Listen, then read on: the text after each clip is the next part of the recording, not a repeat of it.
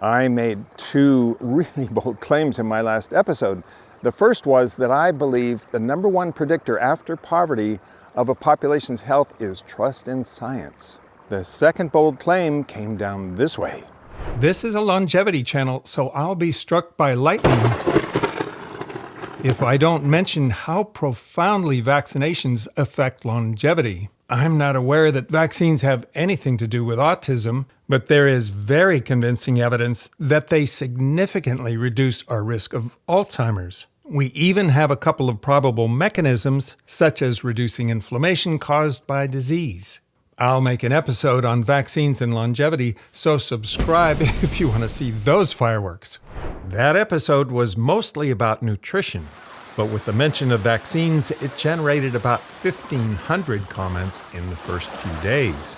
Since vaccines are so emotional, let's start with the most important comment first. I get bad vibes from watching your videos, all of them. You have a know-it-all persona, and it's not attractive. That comment got me watching Heidi Larson's TED Talk. She's an anthropologist and founding director of the Vaccine Confidence Project at the London School of Hygiene. She is arguably the world's leading expert on why people reject vaccines.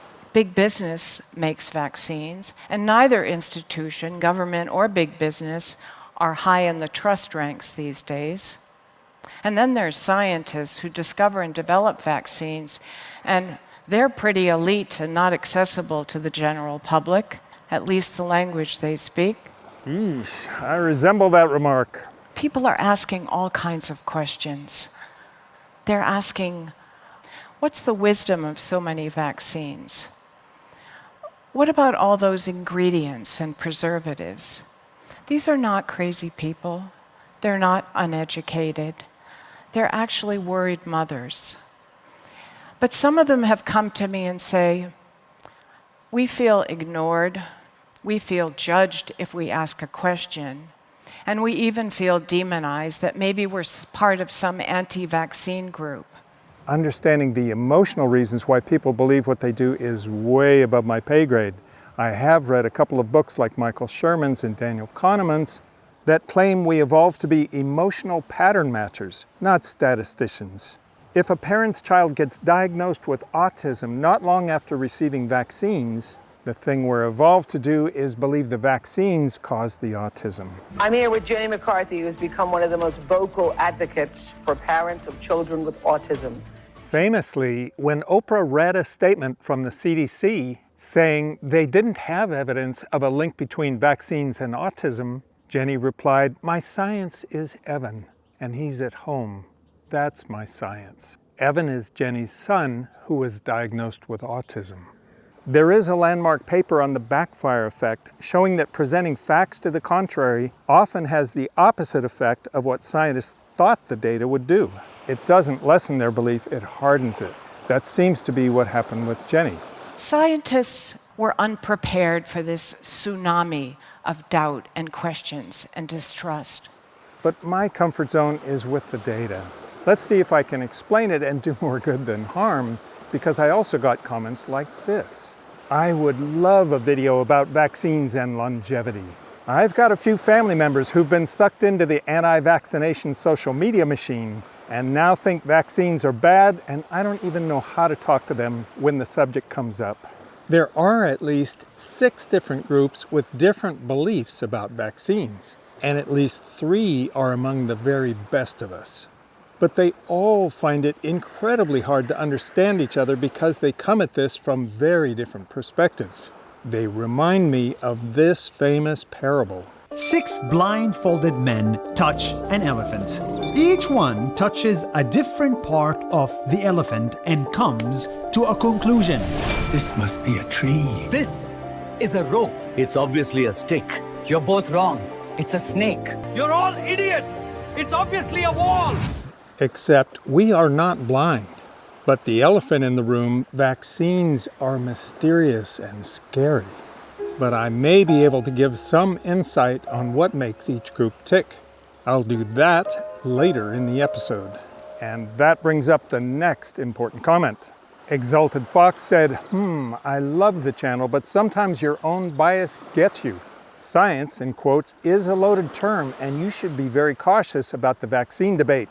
I find it completely laughable that you say vaccines reduce Alzheimer's, since the number of vaccines has exploded since the 80s and Alzheimer's keeps rising. And this is why I think it's so important that we hear from epidemiologists. My professors at grad school used to tell us, concentrate on the landmark studies and thoroughly understand them. Most of the rest is noise.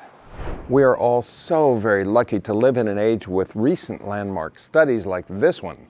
The neurologist Paul Schultz at University of Houston, who has a great reputation, led this study on flu vaccines versus Alzheimer's.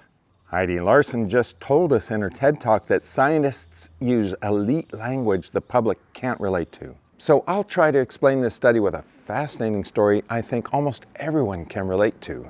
When I was in tech, the search engine wars were fought and won by companies like Yahoo, Excite, and WebCrawler, which America Online bought. I knew the heads of search of all three of those companies well. Late to the party came two guys who tried to sell their search engine to the search companies but got no takers. So they rented a garage and started Google.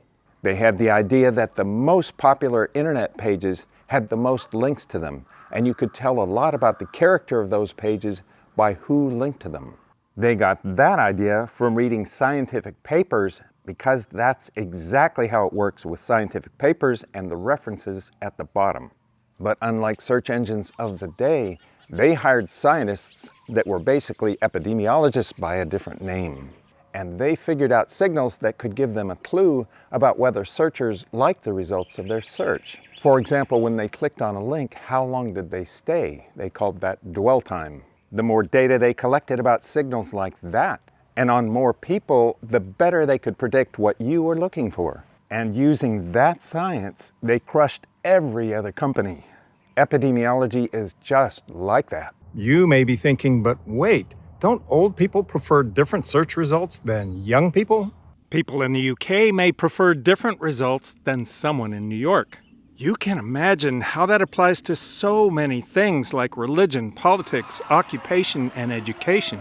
Now you may be wondering, how many math nerds did they hire and how big are their computers? Well, famously, they hired thousands of PhD nerds. Many of them are friends and neighbors. One math cheat they use is called propensity matching. I'm in Bali and I just searched for the Sage restaurant. They know my location from my internet connection, and they know the propensity of people in Bali who search for a restaurant in that name is the one they have here.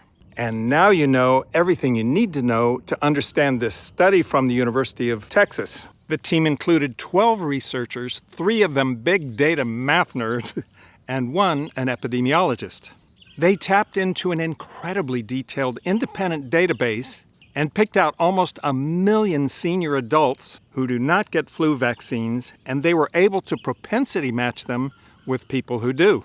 Same sex, age, geographical area, etc. Look at the positively mind-blowing number of chronic conditions where they found a close propensity match between a non-vaccinated and vaccinated person. You have more than 1 million chances of finding a person who is a close propensity match. They only studied people for whom they could find a propensity match that close. Compare that level of detail to any story you've ever heard in a comment section. Don't get me wrong, I love hearing stories about someone's grandfather who is sharp at 90 despite his love for whiskey and cigars. But comparing those stories to a study like this is like comparing Yahoo's search results to Google's back in the day. Let's hear directly from Dr. Schultz about how this worked and the results. What we showed is that 3 annual influenza vaccines reduces the risk of Alzheimer's about 20%, as far as we can tell. And 6 annual ones reduces it about 40%. We've looked at 4, 6, and 8 years, and it's present in all of them, which is way longer than the vaccine lasts against the flu. I don't know what the ultimate end is, but it means, in real terms, like I was showing earlier this week, if you've got, 900,000 people vaccinated, 900,000 not, 80,000 get Alzheimer's in one group and only 50,000 in the other. That's 30,000 people that did not get Alzheimer's disease. That's just astounding, and what a the disease is so awful for people that have it and for their loved ones, watching their loved one disappear one brain cell at a time.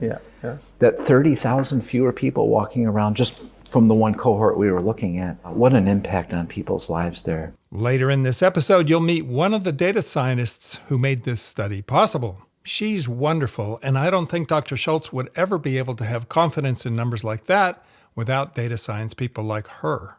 You may wonder, does Dr. Schultz have any industry ties? I wondered, and indeed he does. My first reaction was to facepalm. The good news is he does have endowed professorships from quality foundations. Those are considered a good sign. He also has NIH funding, also considered solid. But he consults with Eli Lilly, Biogen, and Acadia Pharmaceuticals. I investigated.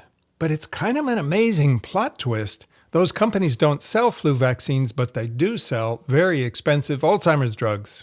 So, publishing a paper showing that cheap flu vaccines reduce the need for Alzheimer's drugs and may even be more effective is against their financial interest, not for it.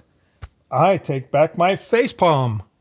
If this was one study, one vaccine, one disease, that would be, well, one thing.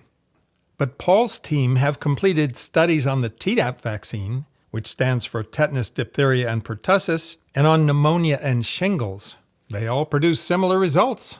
And as for more studies, an incredibly good Stanford team noticed that in Wales, people born before a certain date were ineligible for the shingles vaccine. And just like that, populations who were born just a few weeks after that magical date and received the shingles vaccine had a 20% lower incidence of dementia.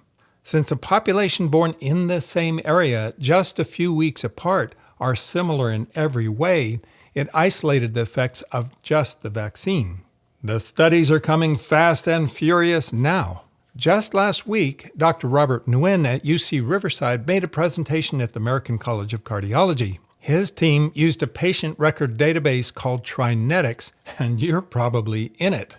That's because 117 million Americans are, since they consolidate medical records from over 170 healthcare organizations. One advantage of this database is it has fields for social determinants of health, including income, housing, education, and problems related to employment. Dr. Nguyen was able to collect records for 247,000 patients who had a diagnosis for at least partial clogged arteries. Half of them were vaccinated with the shingles vaccine and half were not. They selected those 247,000 records because they could find a close proximity match, an unvaccinated person with a vaccinated one.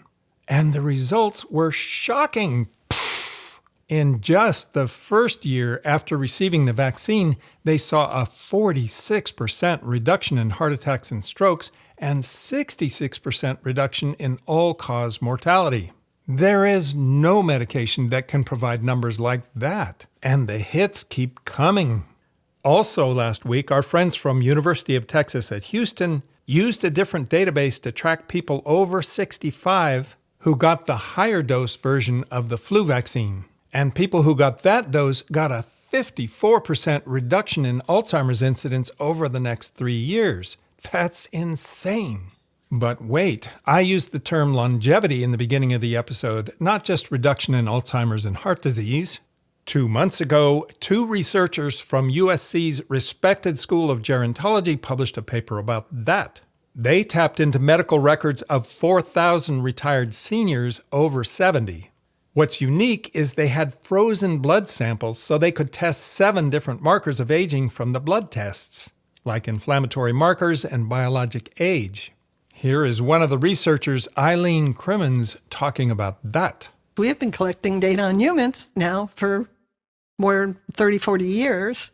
We have lots of samples in freezers that we're now taking out, and we're able to measure many of these things that weren't even identified when the samples were collected. And they found that on average, the blood tests of people who got the shingles vaccine had 19% lower markers of aging than people who didn't get the vaccine. That actually only translates to about an extra 1.5 years for most people in America, and that is because our life expectancy is 79, and 19% of those extra 9 years is roughly a year and a half. But in my zip code, sandwiched between Google, Apple, and Stanford, the life expectancy is 85, same as Japan's. I think that's because our industry is science, and so trust in science is very high in this area.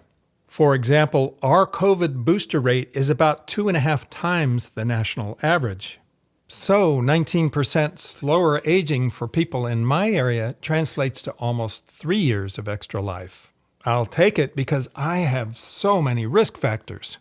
23andMe says I have 2 copies of the APOE4 gene, which means a very high risk of Alzheimer's.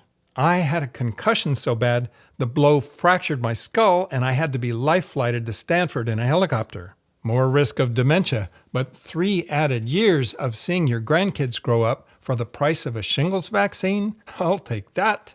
But I can feel some of you saying, how is this relevant to me? I'm a 20-something. I'm gonna bail, old man, and focus on my dance moves. Eileen had a lot to say about that. Well, not about the dance moves. One of the most interesting findings of your research, though, has been the extent to which some of these aging processes may occur in childhood. We have always taught in the School of Gerontology that aging begins not at birth, but before birth in your grandmother's ovaries.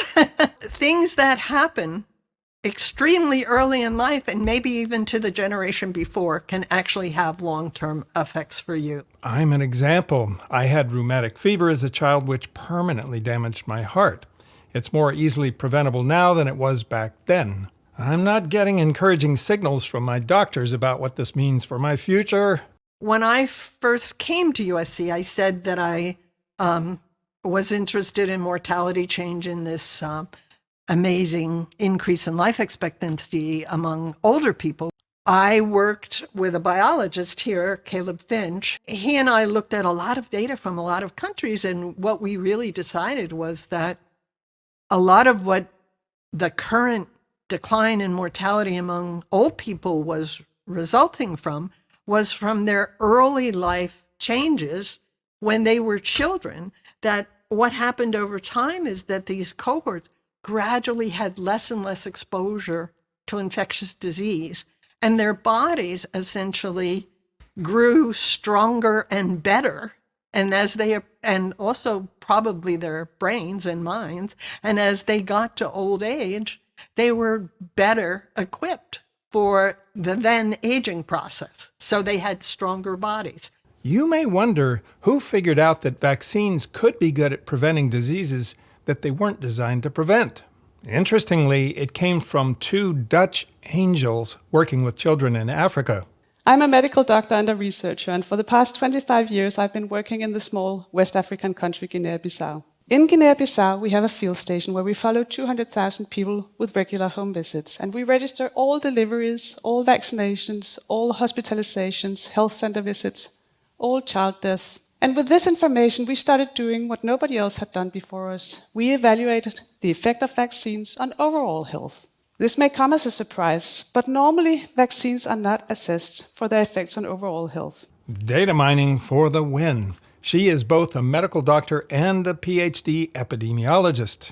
And here I am at the maternity ward together with the nurse Gina. In the crib in front of us lies a little baby girl.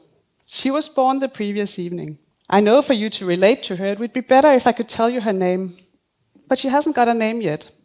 Mothers in Guinea-Bissau do not name their children until later. They know there's a high risk they will die. In this video, the little girl gets a live polio vaccine. A few drops of weakened polio virus in the mouth. According to the current understanding of vaccines, this should do nothing to her risk of surviving or dying, because there's no polio in Guinea-Bissau. But our research has shown that this vaccine will train her immune system and make her so strong that she can combat all kinds of different diseases. And this will significantly reduce her risk of dying. When you are born, your immune system is a beginner when it comes to battling infections. It's like somebody who enters the tennis court for the first time and has to learn how to play tennis. And a real infection, it's a really skilled opponent, which may beat the hell out of you and even send you off the court of life. A couple years ago, Tony and I wanted to enter Uganda, and they required a yellow fever vaccine. So we went to Walgreens to get the jab, and they said, oh, that's a live vaccine, and it mounts a really big response. You get the 7-day yellow fever hangover. Better check with your doc to see if you can handle it now that you're over 70. There is a towering figure at Stanford, Dr. Palindrom, who's unraveling the biochemistry of how a vaccine intended for one disease can boost immunity for another. For us, the journey began about 2008 when we did this experiment in human immunology by using yellow fever. Yellow fever is a live virus vaccine. It was made some 80 years ago, and it's incredibly potent at stimulating long-lasting immune responses. The efficacy is 99%. Nobody really knew how it works, so we thought that this would be a terrific model to begin to understand the immunology. And what we did is shown here in the slide, where we vaccinated healthy humans, collected blood samples at all those time points shown there, and then did a deep profiling of the innate and the adaptive response to vaccination. I'll spare you the biochemistry because I can't understand it either. Maybe Physionic can explain it on his channel. But the powerful immune boost from yellow fever made for a really good joke for our 30 days in Bali. There were 9 of us, 6 kids, 1 family doctor, and 1 mom with a degree in biochemistry. I won't mention names, but 8 of us got sick multiple times from things like Bali belly. So the countdown was on for when the old guy would finally join the ranks. I would joke that whenever some bug tried to bring me down, my yellow fever vaccine would go into hyperdrive and save me. But trust in science in my area is not blind. We're very aware of how money corrupts. One of my filters is to discount any industry-funded study. They go into my spam filter and they don't come out. The studies I've showed so far are from university data miners, not pharma companies and not funded by industry. I don't think anyone expected to see the dramatic results we're seeing published in the last few weeks, and I don't see how we would know any of this without the data scientists. This seems like a real triumph of the nerds moment. So I mentioned early on that I think I do have some insights to share about the way different groups come to their beliefs about vaccines. Let's start with concerned mothers. You may have heard of the 18-year-old who went viral by posting on Reddit that he's the child of a vaccine-hesitant mom. When he turned 18, he wanted to make his own decisions, so he asked for advice on where to get vaccines. Here he is. When I encountered this and I talked to my mom, it didn't obviously go well at first because I was wanting to do something that she thought would either cause autism or maim me for the rest of my life, and I said that I wanted to do this, didn't really fly. I saw Ethan speak at a conference, the Global Vaccine Summit. He said, everybody talks about misinformation, but I want to tell you about a different kind of misinformation. And that's misinformation that says that people like my mother, who is a loving mother, is a bad person because she doesn't give me vaccines. Well, I want to tell all of you that she didn't give me a vaccine because she loves me and because she believed that that was the best thing for me. I think differently, and I will never change her mind, but she's not a bad person. Consider the unbelievably emotional and conflicting advice a mom hears about vaccines in America. Trust in many sciences like vaccines is now very low. Here's an example. 250,000 mostly young mothers watched this episode with Megyn Kelly. But even before all the controversies surrounding the COVID vaccine, parents were becoming concerned about Gardasil. Gardasil is the HPV vaccination to prevent cervical cancer, among many other cancers, later in life. It is controversial in America. It is something my friends and I have discussed at length. My core friend group in New York, we all made friends when our daughters were 2 and in preschool together. And now they're all 11, 12, right around there. And we are all being asked to make this decision for our kids. I've got a 13-year-old boy and a 12-year-old girl. And I haven't gotten this vaccine for them yet, but I've been told by the pediatrician I should. So what's the story? Do we just trust a pediatrician who says that to us, or do we have to do our own research? Because those same pediatricians told us to get the COVID vaccine for our kids, and now I'm very glad I didn't. We have both sides well represented for this discussion. Dr. Kristen Walsh is a board-certified pediatrician in New Jersey. She graduated from Harvard. She's been practicing for over 20 years. Dr. Walsh is the mother of twin teenagers, and she believes parents should get the vaccine for their kids. Also with us today, Allison Krug. Allison is an epidemiologist who earned her master's degree in public health from the University of Virginia. Okay, but if you have a background in epidemiology, sirens are going off and red flags are popping up. A master's in public health gets you a few basic epidemiology classes. Consider the difference in qualifications here. Dr. Walsh went to medical school, did a residency, became board certified, and has spent 20 years on the front line caring for children. Epidemiologists who I referenced earlier went on to get their PhDs and then spent another 3 years as postdoctoral students, and then accumulated some years of experience working as actual researchers.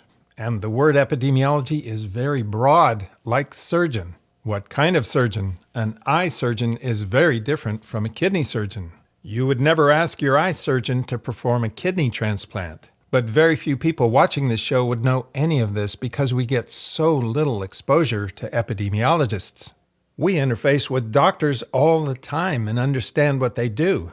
But when has anyone ever taken their child for a consultation with an epidemiologist? I've spent over 100 hours on this, and I've really only scratched the surface, I believe, in beginning to understand my clear position on this. 100 hours of a literature review, 2.5 weeks? Wouldn't we all have loved to see an epidemiologist with the same level of training and experience as Dr. Walsh, and specifically with Gardasil? There are a lot of epidemiologists who study Gardasil vaccination programs all around the world. For example, Australia has been vaccinating 12 and 13-year-old girls in school since 2007. The rate of cervical cancer has dropped in half there since then, and their goal is to eradicate it by 2035. The side effects that they are talking about for this vaccine, beyond what the CDC acknowledges, which is anaphylaxis, which is 26 per million. That's true. The CDC acknowledges 3 per million, not 26. Could they be covering something up? Other countries acknowledge about the same or even less than the CDC. There is one report that lists the 26 million that Allison quotes. It's from 2008, the first year of the Australian rollout, and only in New South Wales in Australia. It's never been replicated. Those cases were thoroughly investigated, but the thing is, it was a small number of cases. Skin prick tests showed no signs of allergies in some of the cases, which means they were probably just fainting, and all the cases were managed without any drama. As the program stabilized in subsequent years, that number went away. Syncope, which is fainting, is 82 per million. CDC admits in its own studies that those are much higher than other vaccines. Right on the CDC's website, they say the only adverse rate higher than expected from other vaccines is fainting. But instead of scaring mothers with numbers out of context, let's put them in context. The anaphylaxis rate is 10 times higher from bees than Gardasil, and 100 times higher from food. But the context is critical because Gardasil is given in a controlled environment where medical staff are present. So there has never been a death in Australia from anaphylaxis after 15 million Gardasil jabs. And yes, 12 and 13-year-old girls faint at higher rates than young children and adults. Tony's wonderful niece faints at the sight of a needle before the jab. Good thing she has a great sense of humor about it. The focus of all epidemiologists is outcomes, but the moms who watched this episode didn't get to hear about them. So here are outcomes right here in America.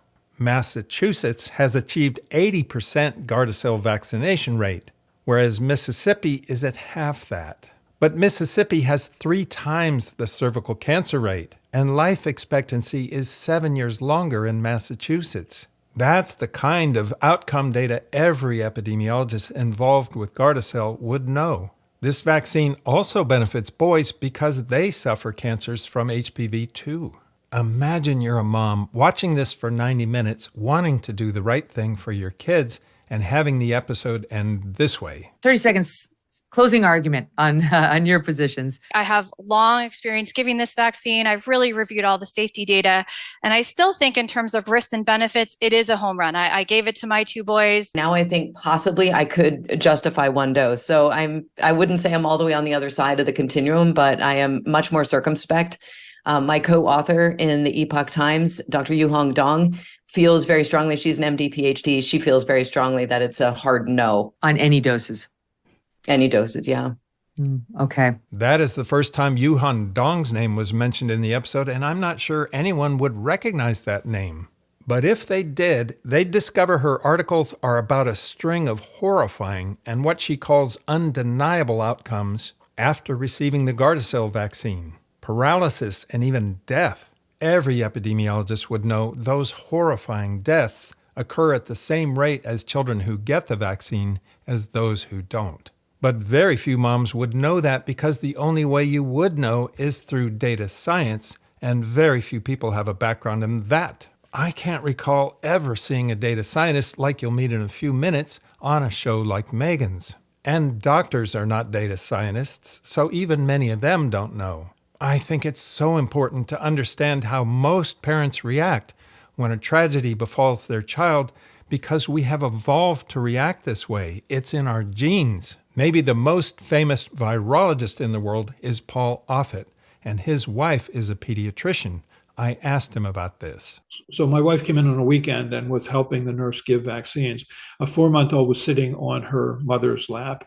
And while my wife was drawing the vaccine up into the syringe, the 4-month-old had a seizure and went on to have a permanent seizure disorder and was dead at age 5 of a chronic neurological condition. I think if my wife had given that vaccine 5 minutes earlier, the mother would have been convinced that the vaccine had caused it, right? I mean, here my child gets a vaccine, 5 minutes later has a problem, now goes on to have a lifelong problem, which ends up being fatal. I know what happened. I'm not stupid. I saw what happened. So, I mean, it's hard. I mean, it's because we're compelled by events that occur in proximity, even though they would be a coincidence, but not a causal relationship. And it's an emotional experience. And I think it's easy to see how people can understand that. They passionately love their child. They see something bad happen. We all are sort of causal seeking organisms, right? We're trying to find what the cause is because we want to prevent it the next time. And now we think we found it. And so we're not going to only not give vaccines to our own children. We're going to try and make sure other people don't give vaccines to their children because we're convinced they're harmful or have caused a problem when often they aren't. But we're human. To Megyn's credit, she does understand this, and she made it clear in her episode. It is indisputable that there have been a small number of children or young people who have died within days to weeks of receiving this vaccine. The cases that have been investigated, they were not shown to be related. So, you and I both know that a train can go by at noon, but the train didn't make me hungry for lunch. I got LASIX on my eyes. I was talking to the doctor about how if anything were to happen to my eyes, let's say in May or June or July, I knew I was going to be blaming the LASIX. And he said, that's a risk doctors think about all the time. It's like whatever bad happens to this patient within X time from the surgery or whatever the procedure is, I'm going to get blamed. And that seems like a very good segue to understanding medical professionals, because I think that along with loving mothers, they are the best of us. I've had the honor of caring for thousands of children over the past 6 years. During my time in practice, I've discovered that parents desperately need access to quality pediatric information online. I decided to solve this by bringing the education I was giving every day in my exam room to the online world, and that's how the Kid Nurse blog was born. I started by tackling a topic that was very personal to me. The title of my first post was My Journey Leaving the Anti-Vaccination Movement. I admitted to the world that day that before becoming a pediatric nurse practitioner, I considered myself to be highly skeptical of vaccinations. Growing up, I'd heard all the most notorious accusations against vaccines: autism, mercury, government agendas, big pharma, you name it. I'll never forget the conversation I had with my mom when I told her my desired career choice. That's wonderful, she said, but you do realize you'll have to give vaccines, right? The drawback of administering vaccines nearly made me choose a different specialty. Typically, vaccine-hesitant parents delay or refuse vaccines due to their concerns. For most pediatric providers, this is something we encounter on a daily basis. And frankly, many of my healthcare counterparts are very frustrated by this. Now, as I found myself pursuing my master's degree and coming up with topics for my thesis, I wanted to write about what I had heard from the vaccine-hesitant community in which I had grown up. I was ready to study the adverse effects of vaccinations and all the children suffering from them. I wanted to represent those opinions to the scientific community I was now a part of. And that's when I started to change my mind. I couldn't find enough substantiated, peer-reviewed evidence to indicate that vaccines were harming children. But I was learning a lot about the power that vaccines have to save lives. This was further validated once I was personally responsible for caring for children with preventable infectious disease. I studied a child whose arms and legs had been amputated after meningitis nearly cost him his life. I monitored a 5-week-old in the hospital with pertussis, desperately hoping that she would get better. I admitted a toddler to the ICU with such severe dehydration from rotavirus that his pale, limp body was nearly lifeless before being revived. And I saw the devastation in his mother's eyes when she realized a vaccine she had turned down would have prevented his illness. I interviewed both an emergency room physician and an ICU doctor who said the experience of losing a child to a vaccine-preventable injury while the frantic parents watch helplessly never leaves you. It crushes their souls to watch an actress go on TV and say with great confidence, the world's doctors and scientists and all the world's safety data are wrong. Isn't the problem here, Jenny, that people sometimes casual or listen with one ear are going to panic and not vaccine at all? Probably, but guess what? It's not my fault. The reason why they're not vaccinating is because the vaccines are not safe. It's especially hard for them because the actress is not there for them in the ICU as they frantically try to save these children who are dying of vaccine-preventable diseases. That's what nurses and doctors do. I interviewed Dr. Cois because he worked in an emergency room in Australia before falling in love with an American girl and moving to the U.S. to work in an emergency room here. I asked him to give a TEDx talk to explain why Australians live 7 years longer than Americans. They're not that much more slender than Americans, and their diet is not that much better. The answer he gave is Aussie healthcare is focused on prevention. The HPV vaccine program is a perfect example. Only about 2% of parents give a hard no to the vaccine in Australia, whereas in America it's closer to 23%. And who treats the 14,000 women who get cervical cancer each year in the U.S. and the 4,000 who die of it? Doctors and nurses. They see a very different part of the elephant than the general population does. Now you're saying, Chris, read the room. You're bringing everyone down. Well, would a comedian help? How about I unify the crowd with a rant on vaccines, huh? That didn't work? Well, here's what gives me incredible hope and joy.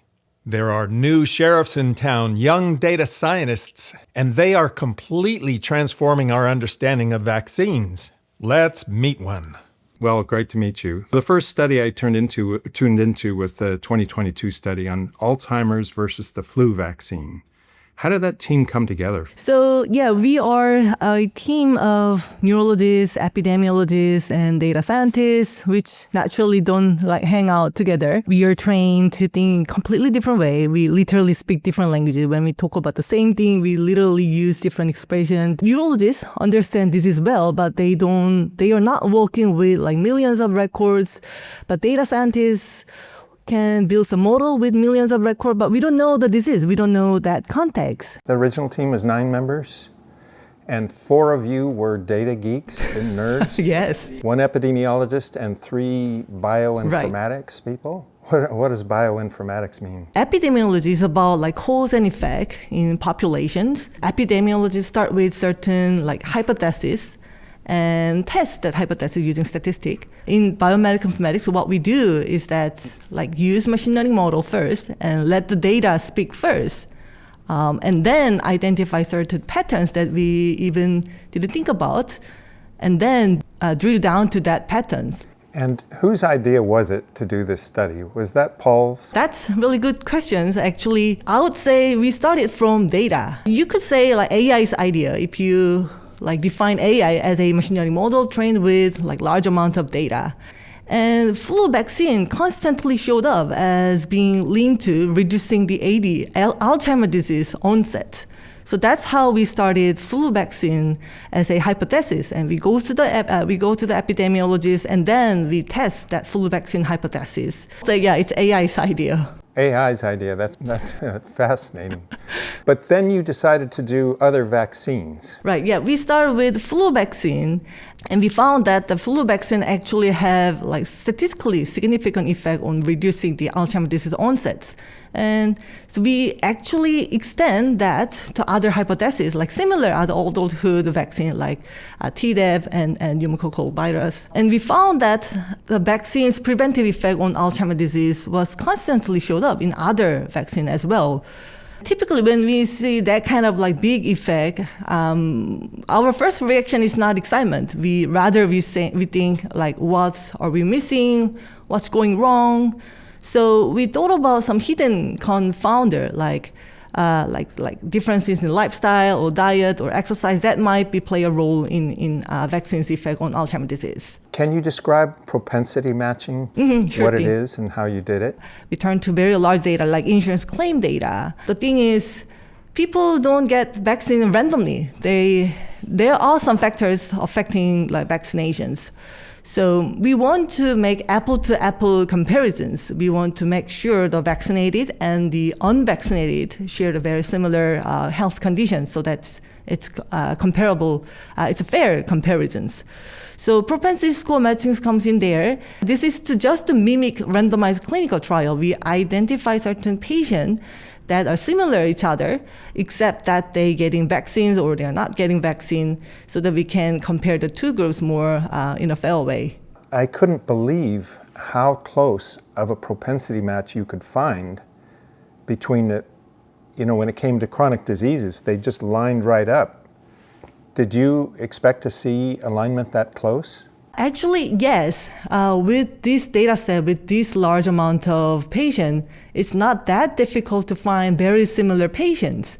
Some people may argue your medical claims database did not include gym membership, how much they exercise, how much kale they ate, but it did include this very similar propensity.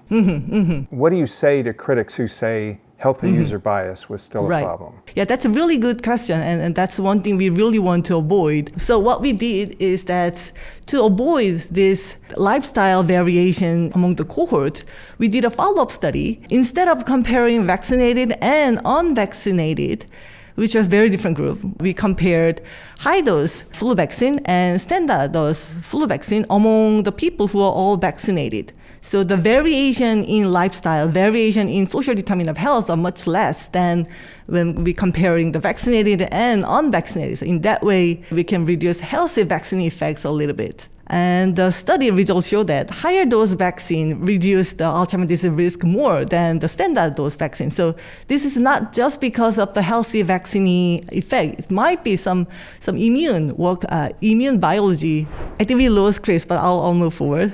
So true confession. 5 minutes after the interview started, Comcast had an outage and we could no longer connect.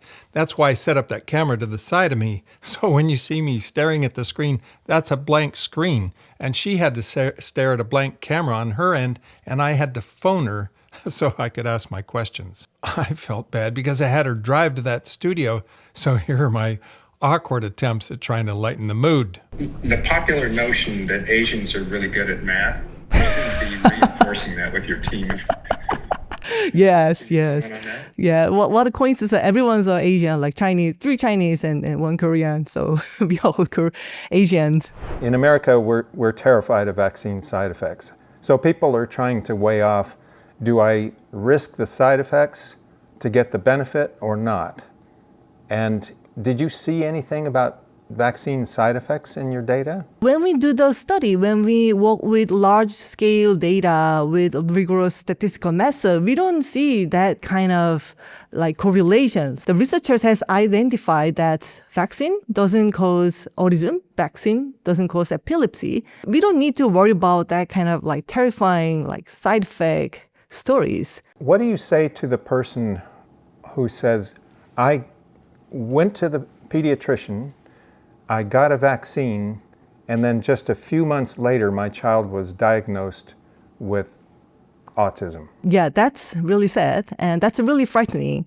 Autism is really frequent in our population. Vaccine is also very frequent. So that's why sometimes people make a connection between the two. When we see large data, we don't see the connections. We don't see correlations between autisms and vaccines. So that's what I can say as a data scientist. But as a human being, as a parent, this is really sad. That's really frightening, and I understand. So I would defer to neurologists or pediatricians to guide the conversations. And you're fresh off of maternity leave. Yes. Congratulations. Thank you. Are you going to vaccinate your baby? Yes, of course. I already finished all the series of vaccines, and of course. Absolutely. This is more than medicine. This is what scientists have developed for the last several decades to protect our kids. Are we going to see a study from you about COVID vaccines? Yes, we plan to study COVID vaccine when data is ready. So COVID vaccines are too recent, so we need to wait a bit to accumulate long-term data. So my next question was pretty provocative. Here goes. Are you getting rich off vaccine sales? I wish I could, but I'm just a data scientist in academia, not a pharma executive. Group number 4 are public health scientists who see a very different side of the elephant. One of the conference organizers mentioned that her youngest children had never been vaccinated. I must have had a look of astonishment on my face because the other speaker broke in quickly, as if to forestall any disagreement among us, and said, "That's a personal family decision." At the time, I thought to myself, but I did not say, I don't think it's a personal family decision. I think it's a public health decision. Something that I thought of as a routine public health measure could be framed as a personal family decision. This conflict between the individual and the public good is at the heart of vaccination controversy throughout history. And vaccination, unlike other public health measures like public sewers or clean water, is a medical procedure that is performed on people's bodies. And that is what's driving the difference between Australia's HPV vaccination program and ours. It's a public health effort in Australia because it's a sexually transmitted disease where the normal methods of protection are not very reliable. My understanding is it only requires skin contact from the general neighborhood. So they see it as in the public good to stop the spread. And it makes sense that they would think of it as in the public good because their health care is public. When I showed the stats that 14,000 women get cervical cancer each year in America, I didn't mention that an additional at least 250,000 have precancerous lesions removed from their cervixes with a laser. Imagine the cost of that. But I think we all know just how emotional personal freedom is to us Americans, and how giving HPV vaccinations in schools, like other countries do, would cause a mass revolt here. I knew there are some doctors who were vaccine hesitant, and I wanted to understand them. I stumbled on this one who got 1.7 million views by just looking at a camera and talking, nothing fancy. Being a YouTuber myself, my spidey senses started tingling because I started wondering, what could he be saying that's so popular that just a talking head video like that could get that many views? Is he saying something that people don't get to hear from most other doctors and scientists? Hi everyone, Dr. Sunil Dan, medical doctor.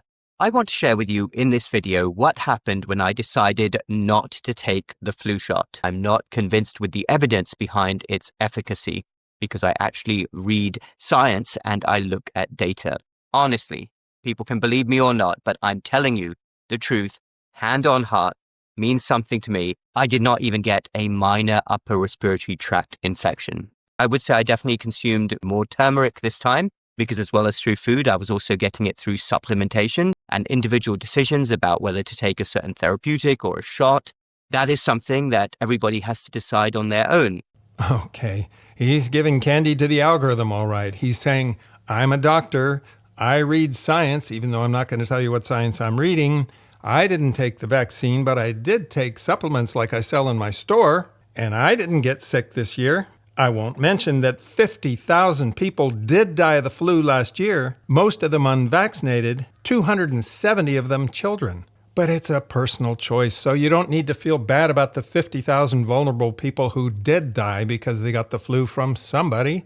Compare that to Dr. Mike, who knows a lot about vaccines because he hosts actual scientists on his show. He's got a much bigger hill to climb to get views with messages like this. The flu is dangerous and deadly. Last winter alone, over 80,000 Americans died from the flu. That's the highest in a decade. Mind blown.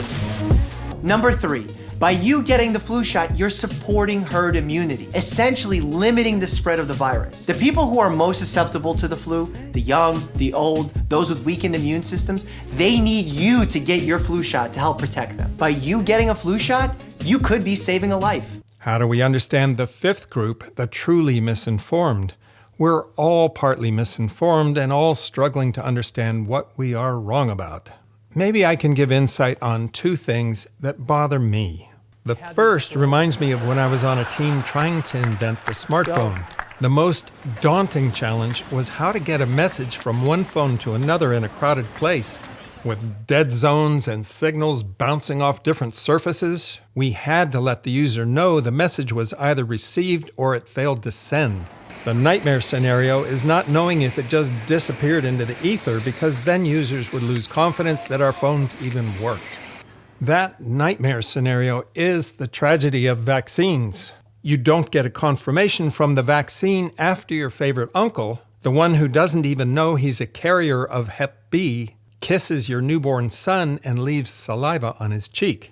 Hello, this is your Hep B vaccine. Your uncle didn't know it, but he is a carrier. He just exposed your son. But I have you covered. Because you gave your baby the birth dose a few days ago, I was able to get immunity started. Your son shouldn't be dying of liver cancer from Hep B exposure around his 40th birthday despite your uncle's icky saliva. We don't get that text. We just end up with a 40-year-old healthy son, and we think, remember all that fuss about the hepatitis B vaccine back in the day? Why did we do that again? Nobody ever gets hepatitis B. With the flu, we get no text when it stops certain strains, and it doesn't tell us when it slows our aging or at least postpones Alzheimer's. That's why it took us so many decades to learn this. We only see the strains that it let slip through. We don't know and we can't know which strains it stopped. But the new sheriffs in town do know. With the advent of the giant databases we have now and the new breed of data science nerds, we can now see what we never could see before. The one caveat is we know it for people just like us, we just don't get a personal text from the vaccine for our own situation. So healthcare providers, let's close that loop and get the vaccines texting us directly. Okay, thanks. The second thing is we have something in America no other country has. We have a vaccine injury court that pays lawyers from your taxes to bring vaccine injury cases. The law firms get paid whether they win their cases or not. One of the most famous lawyers is Aaron Siri, who runs a firm of 100 lawyers who bring these cases to the court. Their entire business model, funded by the government, is to create the belief that vaccines do harm. They would have no clients and no business if they didn't. He describes scientists and doctors as priests and disciples who follow dogma and vaccines as religion. He spoke at the Kennedy Center 3 weeks ago and called vaccine studies laughable to much applause. They're too small and not long enough, and he doubled down on vaccines causing autism and cited as evidence what parents say. Let me be clear, vaccines do not cause autism. Vaccines don't cause autism.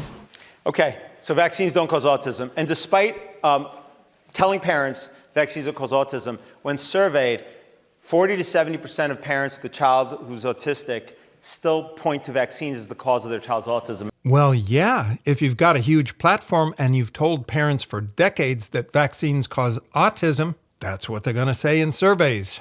Here's the thing. The court was formed in the 80s before we had all the big data consolidated from electronic health records that we have now. We didn't have the data science teams then, the computers, or the AI we have now.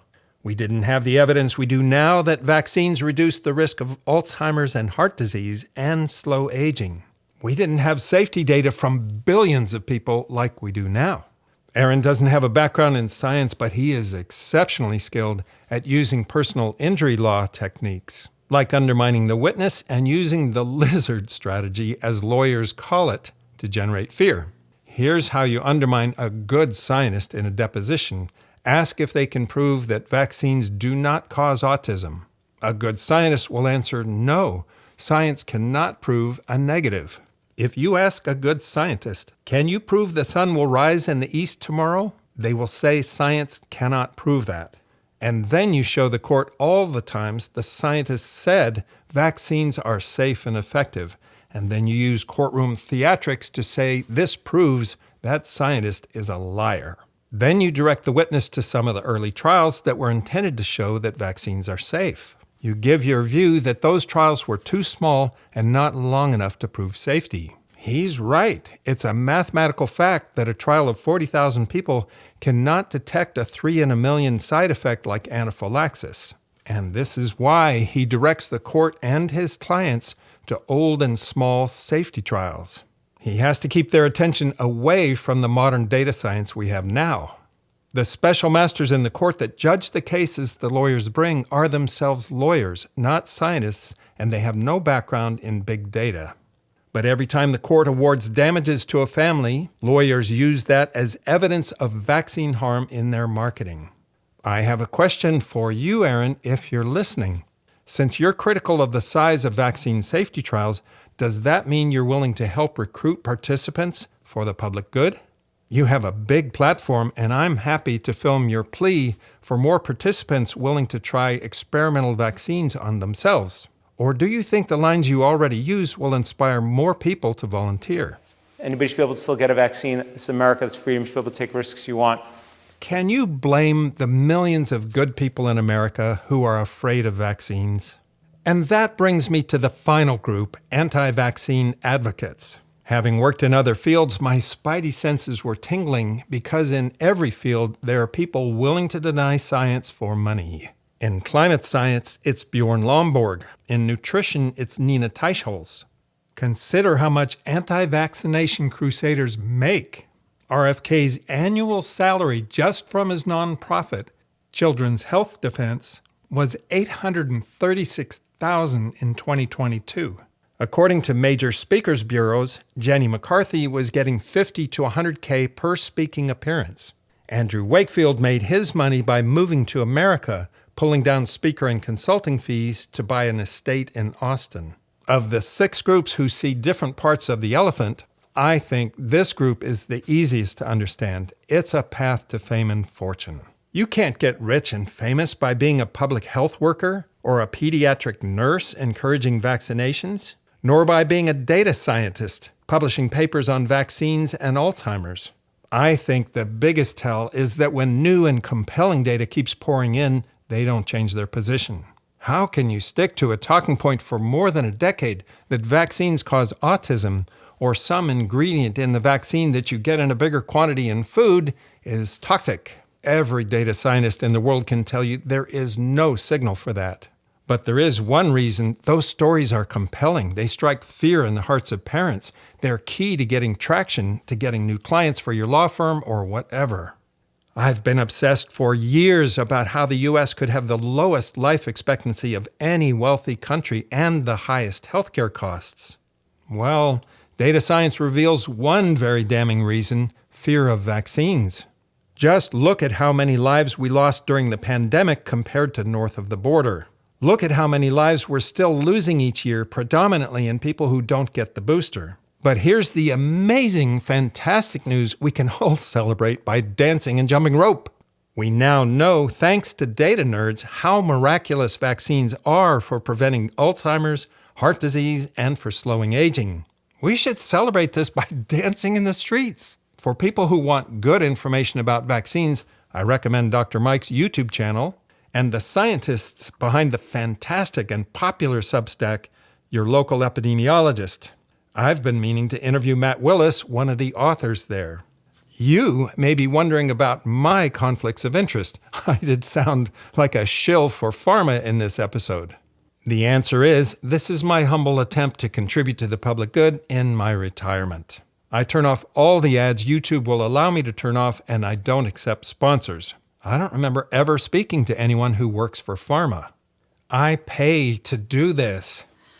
You really mean we pay to do this? But I'm happy to shill for good dancers if you've got moves.